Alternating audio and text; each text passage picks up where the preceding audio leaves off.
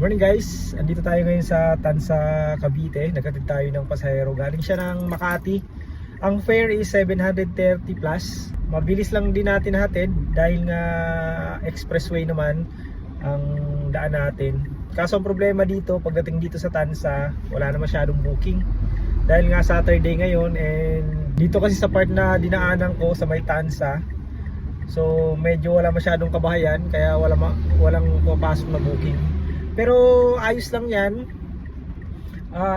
Ako kasi hindi ko tinitake as talo yung mga biyahe ko. Ang importante, i-enjoy na lang natin ang bawat biyahe natin. Katulad ngayon, ang ganda ng paligid, maraming kang makikita. Actually may mga hayop pa, and may mga puno, kulay green yung paligid. So enjoy mo na lang, wag mong isipin na talo. Bawi ka na lang sa mga susunod na biyahe. So makikita nyo naman, napakaganda ng paligid natin. Mas maganda na to para maiba naman kaysa sa Maynila, puro building naman yung nakikita natin. At least dito nakikita naman tayo ng mga ganitong tanawin.